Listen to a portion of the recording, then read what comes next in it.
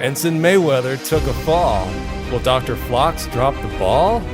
The alien said, "You must leave now!" Will Archer just pout and have a cow? Is this episode more than falling rocks? Well, it turns out it's about a lot more concerning Dr. Phlox. Yay! I'm Josh. I'm Justin. And this is From There to Here. Well, according to Wikipedia, this is Season 2, Episode 21. This is called The Breach, and it's about Enterprise is asked to evacuate 3 Denobulan geologists from a planet after its controlling government is taken over by a militant faction. And on the IMDb, I'm going to think this is rated at least above 7, I hope. I'm going to say 7.3. This is a good episode. 7 on the nose. Okay. I was thinking maybe a little bit better than that, but... So what do you have? You said you had something interesting for trivia. Yeah, there's actually a couple little things. Let me try and whittle it down as I go through it. So this episode was obviously directed by Robert Duncan McNeill, who played Tom Paris in Voyager. He directed 4 episodes of Voyager prior to directing Enterprise. This was the second of 4 Enterprise episodes that he ultimately ended up directing. He said that The Breach was one that he was the most satisfied with because it was such a challenge. They had only 30 feet of rock wall, using a few visual effects moments to extend it. And he said the script included a small slip and fall, and McNeill was inspired by Romancing the Stone to make it a longer sequence where they kept sliding down the water, like when they slid down the waterfall. That did remind me of that. Really? Did it? Yes, it did. That's interesting. And by dragging them across the floor, he said, quote, "We can make it seem like they're falling half a mile down when they really just fell 15 feet. And I even commented to you as we watched it, like they really made you feel that fall. Like not just their slide down the rocks, but the fall, like everything. It was well done. Also, John Billingsley had envisioned the character of Phlox as being an unflappable optimist, and he had mixed feelings about the revelation that the Denobulans had been at war or had been war criminals. I don't think they actually said that in the episode. No, they didn't. But that's what this says. But obviously the villain, not the villain guy, the other alien guy, the Antaran that he has words with implies that the Denobulans basically got the better of them. Mm-hmm.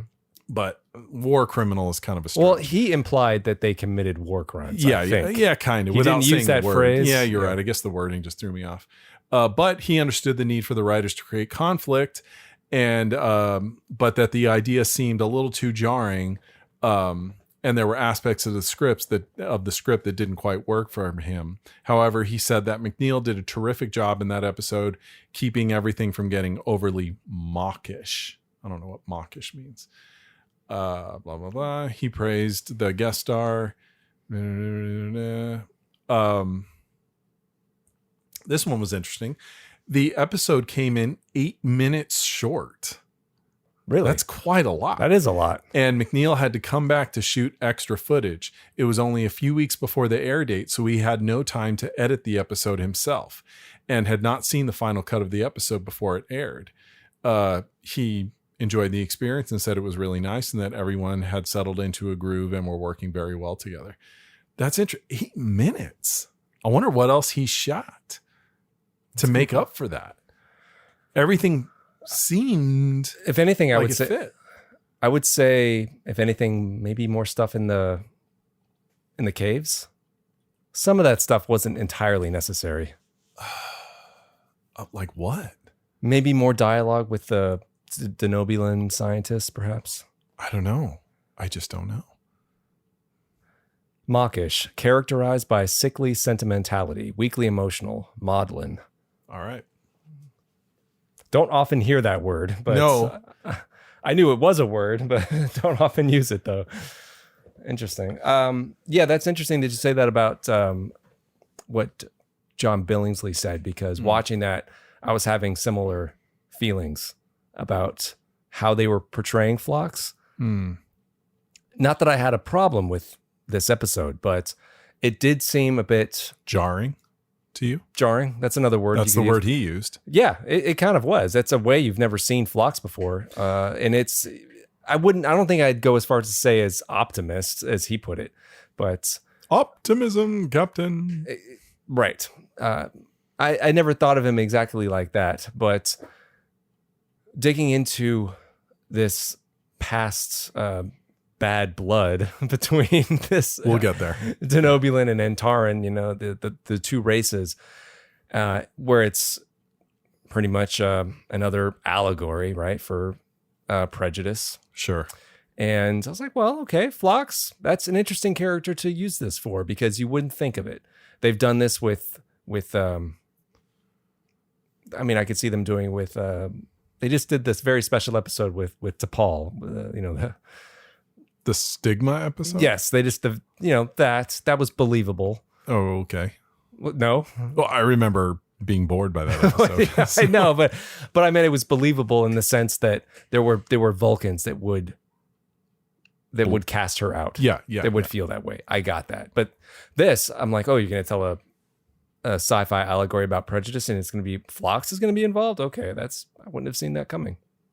It didn't bother me. I didn't say it bothered me. It was surprising. I didn't find it jarring, and I think that's because of the way that Billingsley played it, the way that it was both in the writing and both in Robert Duncan McNeil's direction. As the viewer, while I wouldn't necessarily, I mean, Billingsley said, he always envisioned Phlox as an optimist. And I do think that's generally true. However, he is a multi-layered character. So I didn't find it jarring when his species was connected to something like this. And I think he did a very good job of playing first surprise when he saw the guy, and his first reaction it wasn't hate. And that was, I think, the key.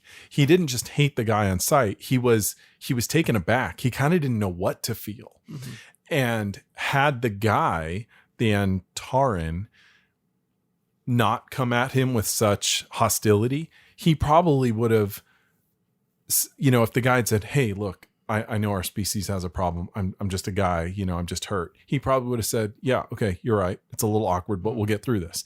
But the alien guy sort of set the stage for the animosity, because Phlox, as he describes in the episode, really he's not a prejudiced guy. That's not how he thinks.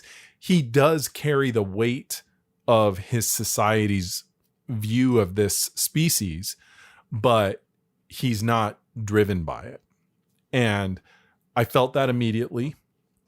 I felt his Hippocratic oath kick in immediately.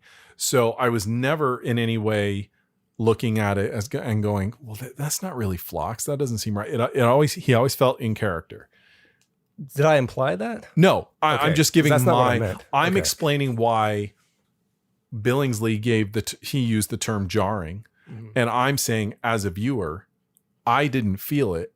And this is why. He feels it because he has his own internal, right, chronometer on what Phlox is, but we're the viewers, so we get that ultimate decision. Okay, let me give you another viewpoint. Okay. One way that I could look at it would be, this is not something that is going to affect Phlox's character.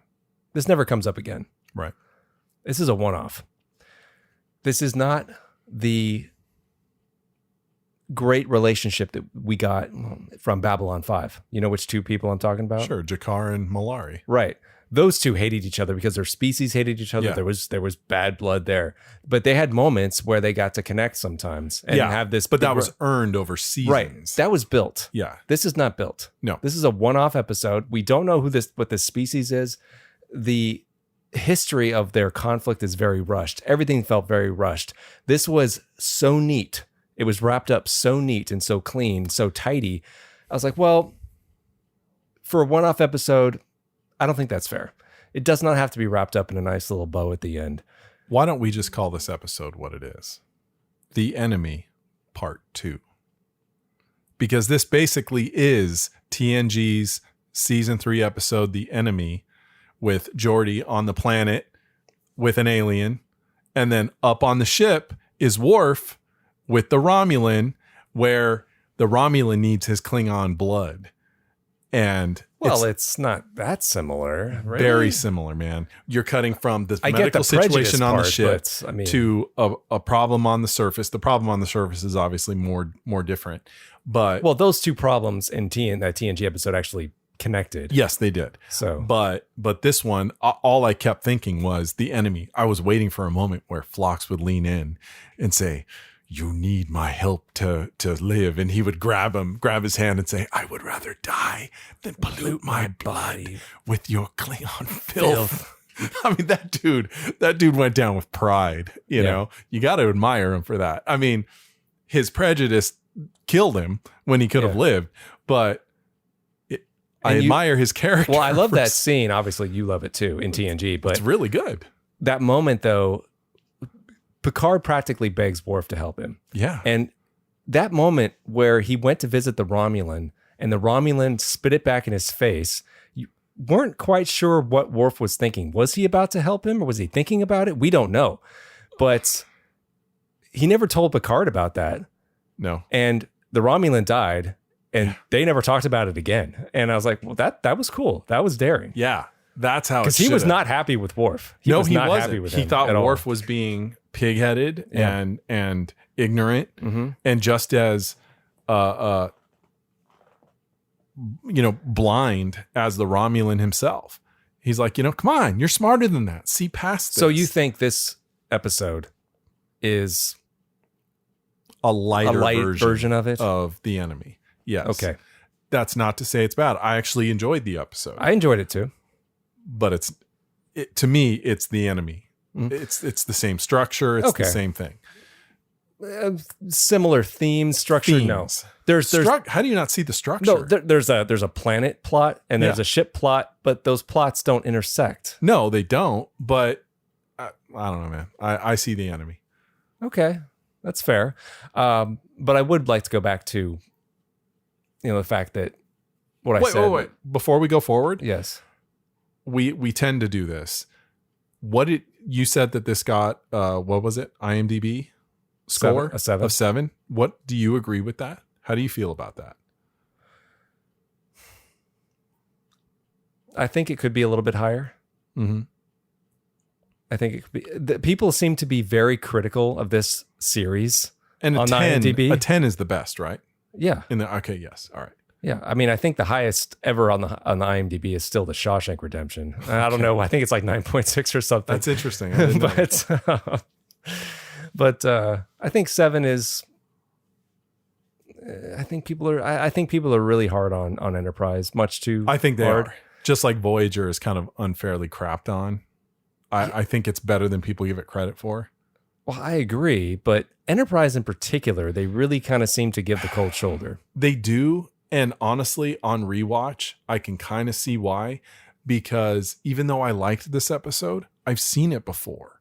That's the problem. Well, speaking of that, I didn't remember anything. This was like watching it for the first time. Oh, it all came back to me as we started watching. I had no idea what was going to happen, what the plot was, anything. No. Yeah. I didn't know caves were going to be involved. Nothing. No, I thought they were going to be crossing through something because it's the breach. I was like, okay, but apparently not. But going back to how it ended and the resolution between this Antaran and Phlox, did you not get that feeling like it was just much too tidy? I mean, he has one conversation. Archer gets up on his high horse, has this conversation about, oh, can't you just put that aside and help him? You're a doctor. Be a doctor. Help this man. And then Phlox suddenly turns around and oh, thank you for those wise words, Captain. I just think that's a little convenient and quick and superficial for what's going on. I mean, if this conflict is full of such hatred as he's saying, he's thought about it. He's wrestled with it his whole life. He's talked about it with other people, probably. This one conversation is going to turn it around for him. I thought Archer's dialogue was written very. It was very cliche. It was cliche, but it was also what's the word I'm looking for? It was not it was predictable. Nah, it was predictable. Predictable, but it's a It's a negative. It's a negative word. I'm not pretentious. It's a negative word. I've gone blank. It starts with a P. I can't get it right now. But platitudes. It was that too, but that's not the word I'm looking for. But anyway, platelets. But anyway, why they wrote his dialogue to Phlox like that, I don't know. I think they could have done it better. But and then how it ended. I mean, the Antaran was even willing to see past his hatred so easily after one conversation with Phlox where they kind of talked about their kids or something like that. Not that scene was bad. Mm-hmm. Every scene with John Billingsley and it was good. Well, he's good. That was the highlight of the episode. Mm-hmm. I mean, not that I didn't enjoy some of the stuff on the planet, but it was rather inconsequential compared to the life and death that was going on. Yes, that was thrown in there for drama and for time purposes. Like we need something like a ticking clock. Like we need to get out of here, so we need to. That's fine. But it didn't affect what was going up on the ship. So you can really look at those two things separately. I totally lost where I was going. So if you could pick up the slide. I think I get the idea of what you're saying, but I don't feel it to the extent. Patronizing. Yeah. I mean, I can see that. That's what I was thinking. I think maybe the episode would have been better served with the dramatic situation that they set up, where Phlox is faced with accepting the refusal of treatment by someone who views him as an enemy. That's fine. It's been done before, but fine. I do agree with you that the speech that Archer gives is very predictable. We've seen it before, yada, yada, yada. I understand that dramatically, maybe Phlox needs that little kick in the pants to push this guy, the alien guy, to accept his treatment. But maybe it would have been more interesting had it not been Archer talking to Phlox. He has a scene with T'Pol where I thought, oh, this is it.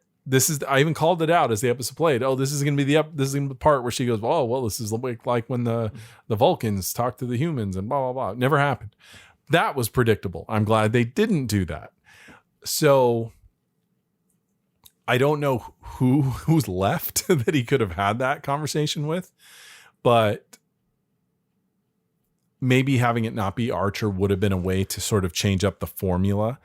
Thinking about it now, I would have liked to have seen him talk to somebody like Hoshi. Like he's always helped her. Yeah. What if it was reversed? I was thinking about that. She's the only other person left on the ship at this point where it wouldn't be, super obvious.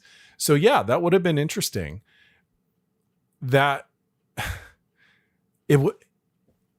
maybe it would have been interesting if she had acted as a translator.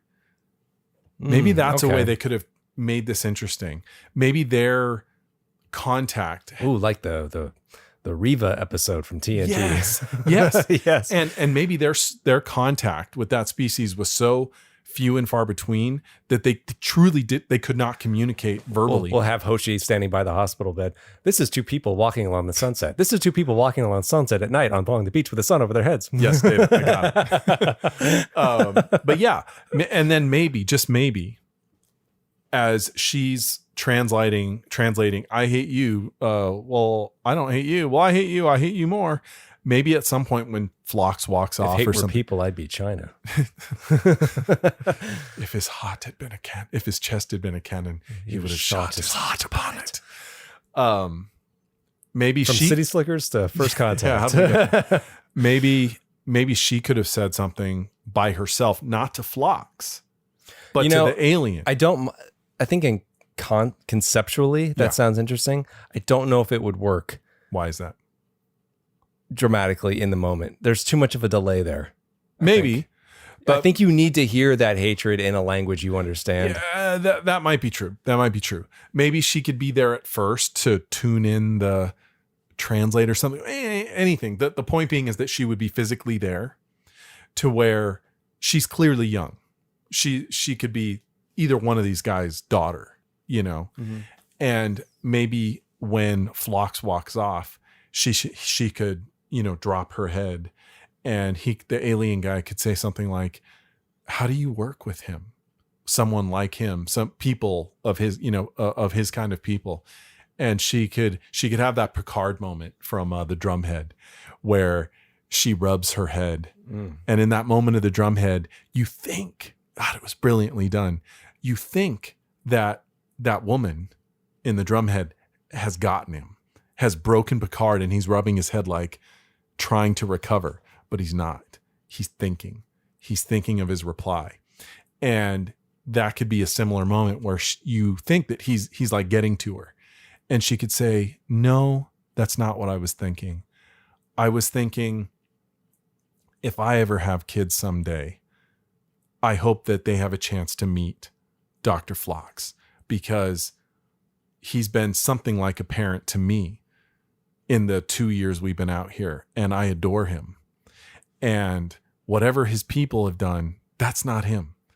And I've heard the things you've been saying to him. You don't sound like a bad guy. If my kids were on this ship, if I had kids, I'd want them to meet you too, and meet a different race and a different people. But you both are so stuck.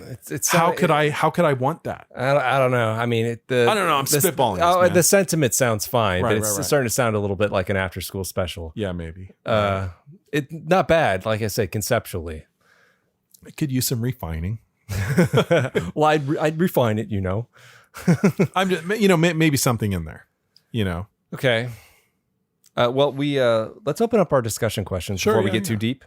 So we did hear back. Hey, before we do that, do you want to address right at the top before we forget our intentions going forward? All right. So what we're planning to do is now that summer has kicked in. Now that we'll have some more flexibility in our schedule, we're going to be able to record several episodes ahead and put ahead of the air date. Right. Yeah. Put some episodes in the bank. And so basically, because what we have been doing is recording week to week. So we're right. But we'll record the day that you post it. Right. Yeah. Exactly. We never liked being that, but that's just how it happened. So if you want to send us discussion questions about an upcoming episode, please send them in advance. Yeah. Before we review look a couple episodes ahead. Right. And Okay. For our 2 listeners. Yes, for all 2 of them. So we heard back from Sebastian. He writes, Season 2, Episode 21, Bad Blood. Now, he wrote that, and I thought, did he watch the wrong episode? What is this? But I had thought, just as you had thought, that maybe in Germany, that's like the alternate title for it. If that's the case, my suspicion is that the term breach is something so obviously something else in their culture, in German that they had to retitle it. And it's a line of dialogue in the episode. Yes, it is. And Sebastian is joking when he wrote that. We'll find out because we haven't read this email yet. So question number 1. So there's a new xenophobic government. It's gaining power over a multicultural planet. Rebels are fighting for freedom and tolerance. But the show ignores that and revolves around 3 apparently lost cave explorers who don't even want to be rescued for an actually quite convincing reason. Did you also feel like the caves are the most boring place on the whole planet to watch right now? No. I didn't. I enjoyed the it didn't bother me stuff. I think I understand the criticism. I think you do too. Sure. I mean, it doesn't work as well as The Enemy in terms of the whole episode combining the plot elements. No. Those things dovetailed into each other very neatly. These are completely separate plots. Although I did criticize the B plot earlier of the caves as just drama for drama's sake. But I liked it. But I enjoyed it. It was tense. I found the Denobulan scientists to be amusing. Their kind of lackadaisical attitude to be amusing. And the fact that they apparently can climb like Spider-Man. Yeah. And normally I can't stand Petulant Trip, but when he basically just fired off on those guys. He threatened to shoot one of them in the ass. Yeah, I was totally on board with him, and I was like, yes, finally it's justified. Yeah, that got a laugh at it. And it was funny. It was meant to be, Yeah. So I guess we disagree with Sebastian on that one. No. Yeah. I didn't find it boring. No, I didn't either. And I don't mind that it was not thematically connected to what was going on the ship. I didn't mind that at all. I enjoyed the, like I said at the top, I thought McNeil did a really good job. Climbing in TV shows, especially with a limited budget, can be a little on the dull side. But I thought he did a very good job of keep making it interesting. He really conveyed how far down they were. He did. He did a very good job of all of that. They trapped poor Travis halfway up, and poor Anthony Montgomery is cut out of the rest of the show. That's true. But I think there was a reason for that, and I think Why? that you and I have kind of talked. I think we touched on it a little bit in the last episode. Mayweather is just so damn good at everything he does. Okay. He's almost like Worf. You have to take him out because he's so capable, and his optimistic spirit would just keep everyone going, and you got to get rid of that Well, yeah, he guy. was pretty much a Boy Scout rappelling down. Exactly. He's like, you guys rest. I'll keep looking. Yeah, so you got to take him out. He's got to go. Which begs the point, why bother bringing him? Yeah. Yeah, that's true. But I'm glad they gave him something to do, because I do really like Anthony Montgomery. Well, he fake broke his leg pretty well. Yeah. Because that looked like it really hurts. Yeah, he did. The editing, the way that came Yes. together. I wonder, because like I said in the trivia bit, 8 minutes. Like, how do you come up 8 minutes short? And the only thing I can think is that on the page, they intended maybe that climbing sequence to take a little longer. And because he did it so rapid fire to give it energy, he lost time. That's true. Maybe that's part of it. That's a good guess. Maybe there was something else too. Yeah. How can you account for time minutes. for something on the page about rappelling down rocks? Like, that's got to count for something. Yeah, that's true. I wonder, because that sequence did stand out as being quite energetic and fun. So, well, going back to Sebastian's question, I think that being said, although we don't agree about this part of the episode being boring, I do agree that the more interesting part is what's going on the ship. And I wish that was gone into a little bit more, expanded upon. I kind of wish that was the whole episode. The episode as it is now, I'm fine with. But I would have liked to have seen that explored in a less cliche way. I don't mean that to sound like an insult, but I felt like they could have done a little bit better with this. Like, these are things that we've seen before, heard before. And it was very obvious with its approach. right. I thought they could have been a bit subtler in areas. Yeah. But okay, he has another question. Question number 2. In the end, Phlox and Hudak, that's his name, Hudak, or Huddock? Does that ring a bell? Everywhere. In the end, Phlox and Hudak make peace with each other because they just made up their minds. This feels so flat. Living in an increasingly polarized country myself, greetings from Germany, that's just not how it works. Even in a utopian Star Trek universe. Did you guys, quote, buy that character development? Well, I think what I just said, no. No, I think you did address that. Yeah. And I agreed with you that it was a little too neat. I don't mind them finding some common ground. I bought that they could find some common ground, but the fact that it would heal them so quickly. No, I do agree with Sebastian on this one. And I think maybe the more satisfying ending and the more palatable would be to say, I don't mind their discussion about, Billingsley delivered it very well about the discussion about his son and how he tried to change his thinking, but he didn't. And he was not successful with that, and how that hurt him. And that made what's his name? Hudak question his own teachings of ethics towards his children. I would have been content as the viewer if he said, I'll let you treat me, not because of this or that, but because I want to in some way I want to be able to tell my children, I tried. I gave this Denobulan a chance. But that they would still leave with animosity. He would still say, I still don't trust you. And I frankly think I'm going to wake up dead. But for my children, I'll try because I want to get back to them. I think you're onto something there. I would have believed that more if that was his pure motivation, was staying alive for his kids. If he would have said something like, I still hate you, but I need to stay alive for my kids. What if he doesn't even, what if he says that to his way of accepting the treatment? And at the very end, when Archer is walking him to a ship and he says, you're going to be on the ship with some other Denobulans. Is that going to be a problem? What if he had said, because Archer says it, he said, Phlox would have been here, but he had to see to the medical needs of one of my officers and whatnot. And he said, oh, we've seen enough of each other. And what if Archer had said something like, oh, that's a shame. This didn't give you two a chance, to say goodbye or thank yous for whatever. And he would say, I have nothing to thank him for. He did his job. And now I'm going home to my family. That's it. And have it be kind of cold. Mm-hmm. And then he would say, well, you're going to be on that ship with some other Denobulans. Is that going to be a problem? And he would say, no, I'm sure they'll keep to themselves. So will I. I'm not going to start anything, but I have no interest in talking to them either.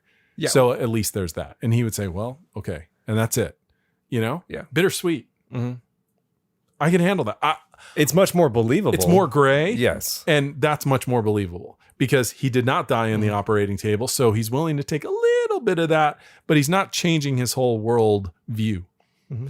And at least that would have been something different. It's interesting. I've been thinking about this a lot lately about the kind of fantasy that I want in the movies or TV that I watch. Mm-hmm. Like so many things will often say like, that's not believable. That'll never happen. But, I'm willing to buy into so many other things. Why is that? I'm like, well, there's no way this could never happen. It's not believable, but it's something that I want. I don't want people to be prejudiced or racist towards each other. Of course not. I'd love to have a utopia. But would I want to watch something where that just happens? No. Why is that? Well, because it's not realistic. But most of the time I'm not watching things for realism. Well, yes, I know. But if you're going to invest in it, yes, there has to be some reality. And even Sebastian talked about his region of the world and how they literally have those kinds of problems. Mm. You and I, in the part of the world we are in, we have different problems. We have racial problems, not cultures as far as like genuinely different bodies of land and whatnot. It's different.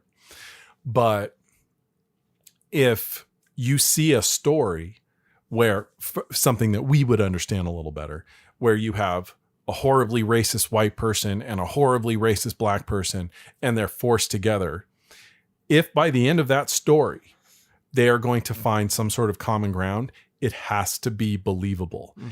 And like you said, in this episode, it kind of happened.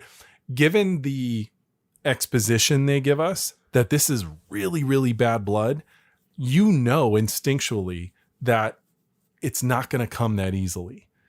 And I think they sort of, I respect that that's the character Phlox is, and if they make the other guy more of the antagonist, then it's imbalanced. So they had to kind of, I think, ride this tightrope between having them both be sort of equally distant, but not necessarily vicious the way the Romulan was to Worf, because then you don't really care. Like in The Enemy, you don't really care about the Romulan. You're far more interested in the mental struggle that Worf is going through. You don't really give a crap about the Romulan, and they don't try to make you, they want his attitude to come across, and it absolutely does. This was aiming to do something different. And even though I don't think I would have wanted to see a whole episode where the whole episode is about that, the only way I think this plot thread works in a way that we feel satisfied with is that if it did take the whole episode. Although that's not what I want to see. I'd actually would have preferred to see more of the cave stuff, to be honest, because I feel like I've seen this plot already. But I think that's the only way it would have worked if they had taken the time to have these two together. Maybe even make it where they're not in sick bay. Maybe have Phlox go down. Maybe they rewrite the whole story. Maybe have Phlox go down in the cave with the boys and have them get down there at the end of Act 1.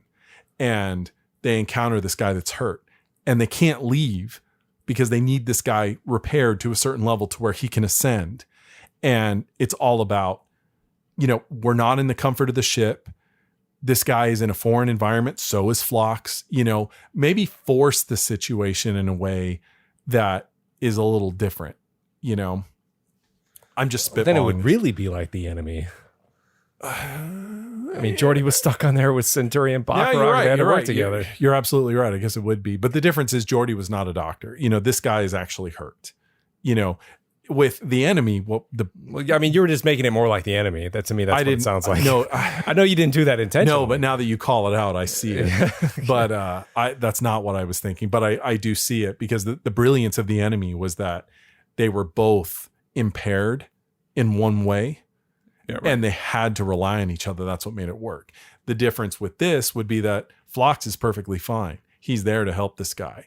And this guy's just refusing it. And by refusing it, they're all screwed.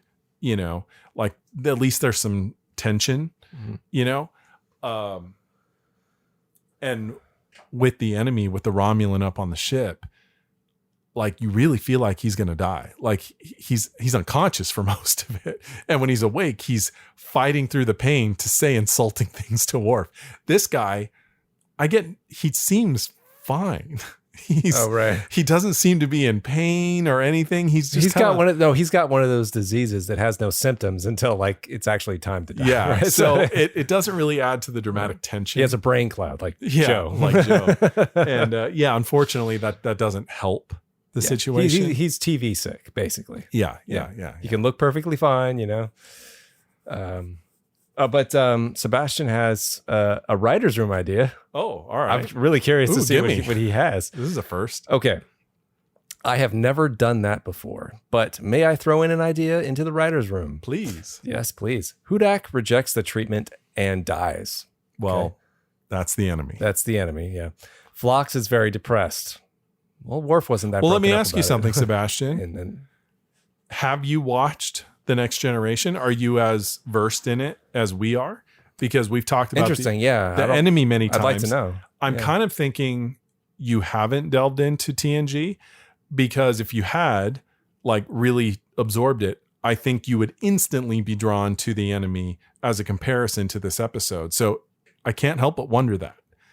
So I'm curious, have you watched TNG or Deep Space Nine or Voyager even? I'm just curious. I am too. Also, since we've been bringing Sebastian up a lot in our episodes because he's been providing us these lovely discussion questions, I would like to know, and I think listeners would like to know, Sebastian, who are you?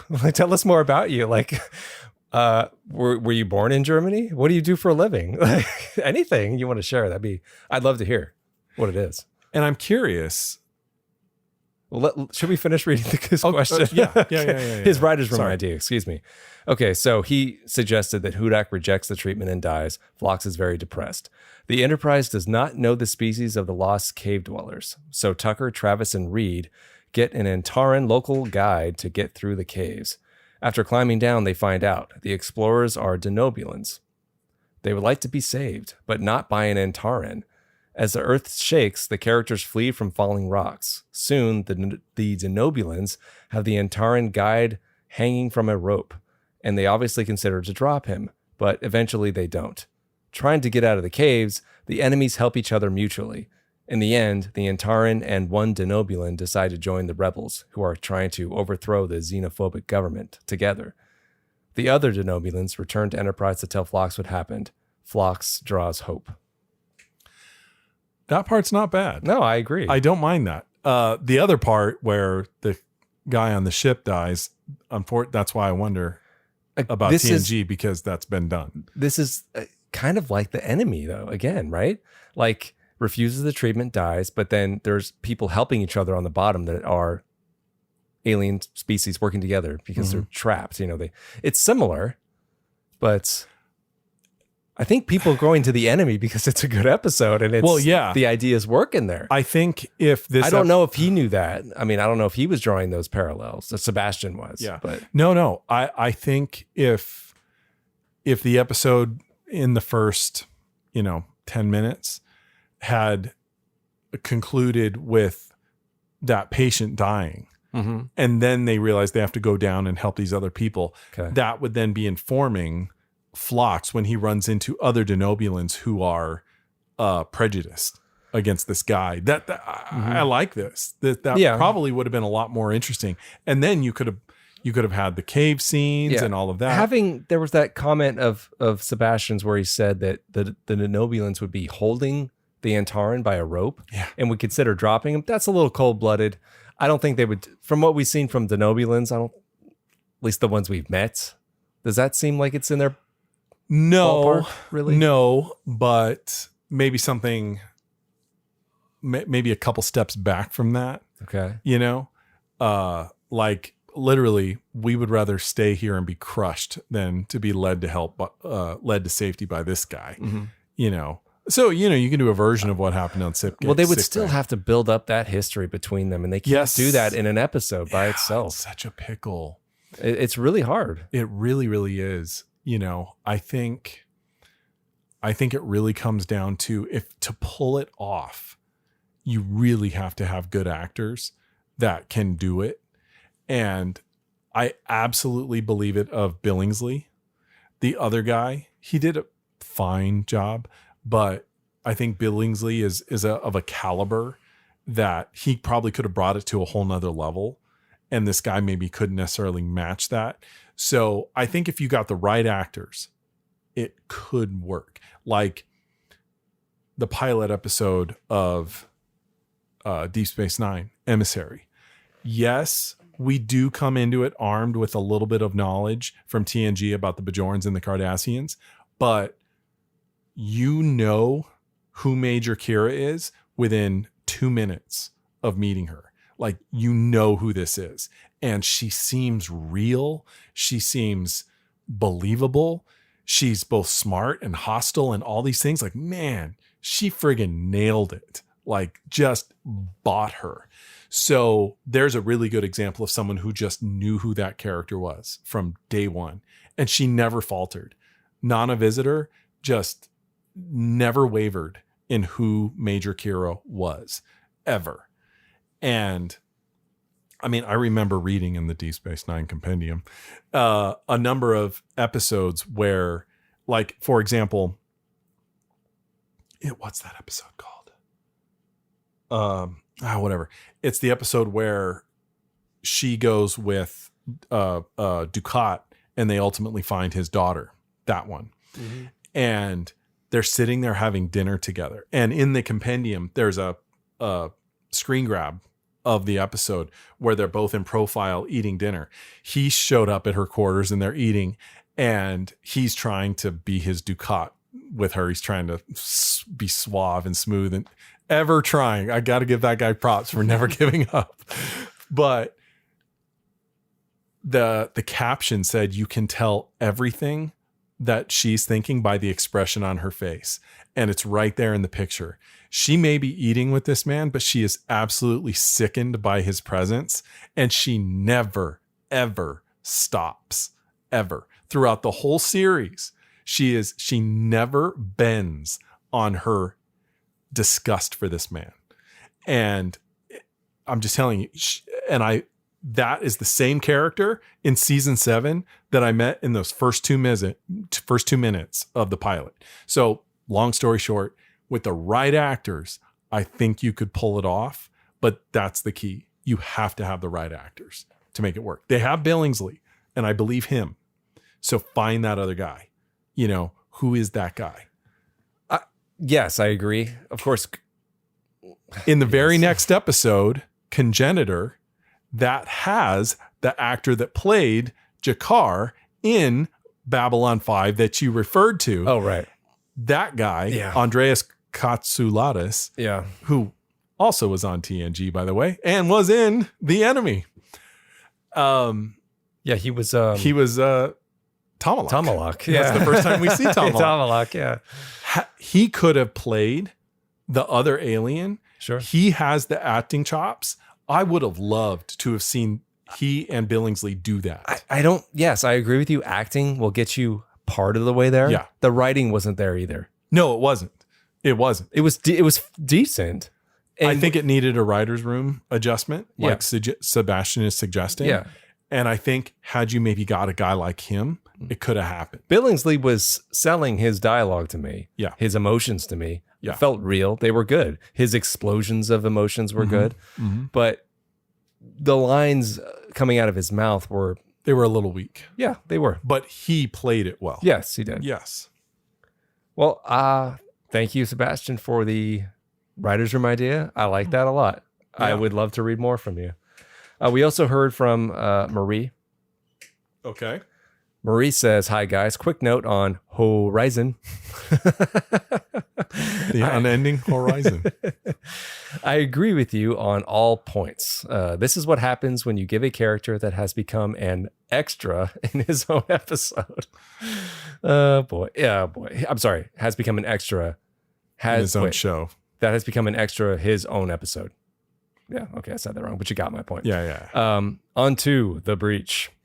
Oh no, not the Tribble. Oh yeah, there was a triple. That's right, there was. That's I right, forgot. At the beginning. Yeah. Yeah, I totally forgot about that.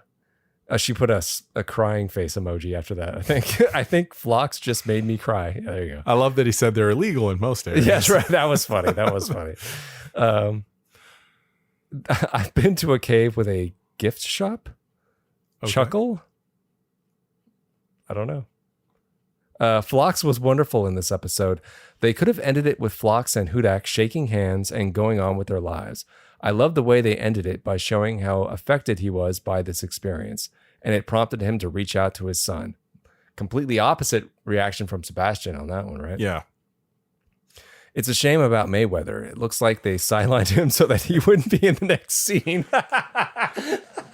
As it happened, I thought they cut the black man. Like, I cannot believe they did Well, that. he lived. Well, I know. Oh, boy. Yeah, poor Mayweather. Can't catch a break. Malcolm could have broken his leg, It's true. but nope. Okay, here's the question. Why are we still using early 20th century mountain climbing gear in the future?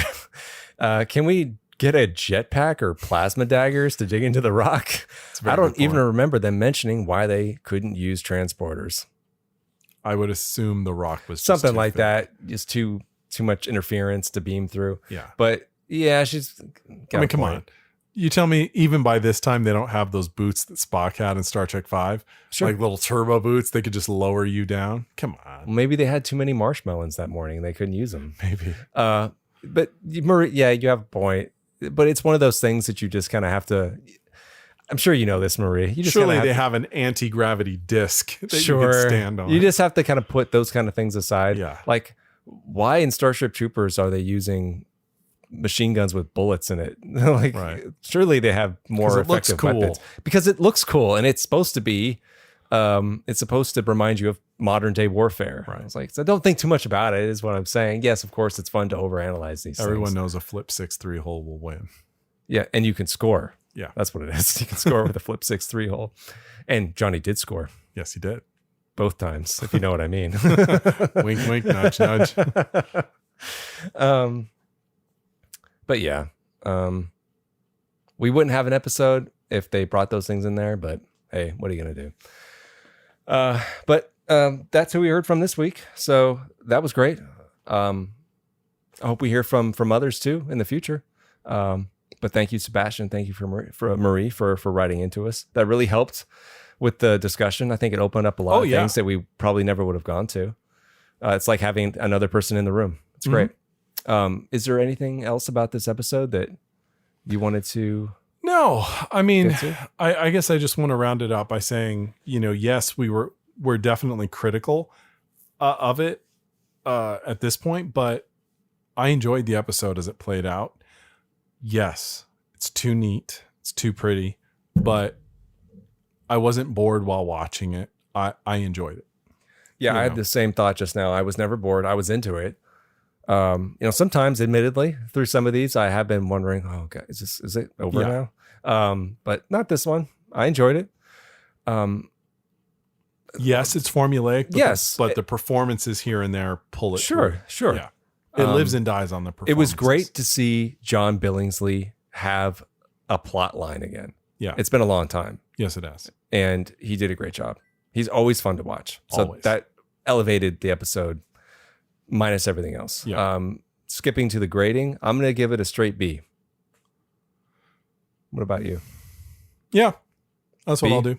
Yeah, that sounds good. Okay. Did you have any? Did you write down any trivia about the episode that you wanted to ask me, or no? I didn't either. I did not. Okay. I wanted to give Trip the petulance award, but after the scene played out, it felt totally justified. So and it was played for humor. Okay. So no awards either. No. Yeah, not for me. This was a pretty straightforward episode. There's nothing I could really award anybody. I mean, in terms of like highlights, I think, as I just kind of reiterated, everything with Phlox was pretty much a highlight. I thought the Denobulans, the Denobulan scientists in the caves were funny, humorous, light. Got some humor back into the episode. That was nice. Seeing Justin was right in the beginning when he mentioned about when they were rappelling down those caves. Robert Duncan McNeil and whoever edited it, they did a good job putting it together to make it look like it was much longer than it actually was. And I bought it. Mm-hmm. And that fall was good. And this was one of my favorite moments, but it's also one of the most painful moments in the episode when Mayweather got its leg lodged into the rock and broke his leg, but of course saved Reed and Trip at the same time. That was very painful. It's one of those moments where you go, ooh, ah, oh yeah, while watching it, which we both did. Yeah, we both went, yeah. Any moment with Phlox is good, although I already said that. Right. Any highlights for you? I don't think I asked you about that. Well, the false part of the climb, even just the climb itself, as it played, I was taken with how well done that was. I mean, I enjoyed the stuff with Trip and Malcolm working their way to the scientists and all that. It was enjoyable. I enjoyed that. I enjoyed the stuff on the ship. It was just cliche. I think a lot of people probably wouldn't be fans of that B plot down on the planet like Sebastian wasn't. I think that's going to be the sentiment of most people. I wonder. I think probably because the dramatic weight clearly is intended to be the stuff on the ship. The problem being that it's cliche and or seen it before. Mm-hmm. So, that's the pickle. Well, and been done better. Yes, I know. Which is something we say a lot when it comes to Enterprise. It's been done before and done better. And not just another Star Trek. Yeah, but especially in Star Trek. Yes. I mean, if you could cut it, we could cut it a little slack. I mean, it's the 5th series, right? But you can't. You can't just can't write it off. Slack? No. I didn't say write it off. I mean, I give it a little room. That's all. No. Okay. I'm sorry. No. That's your job. As the creative force behind the show, your job is to give me new and interesting stuff. Mm-hmm. And they're pulling from the well.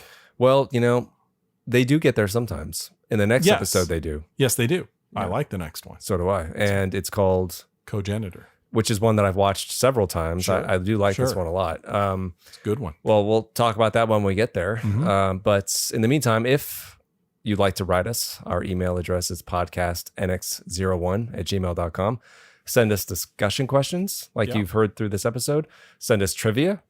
You could send us other episode topic suggestions, anything that you'd like us to talk about. We'll bring up during the podcast. Also, I'm still waiting for hate mail. Please send it to us if you really hate us. We'd love to read that, and we'll read it on the air just for you. Does my voice bother you? Anything. Anything. Also, if you want to be cool, you could leave us a comment on Apple Podcast and hit that rating. That will help us out too. All the cool people do. So I've heard. Anyway, well, until next time. All right.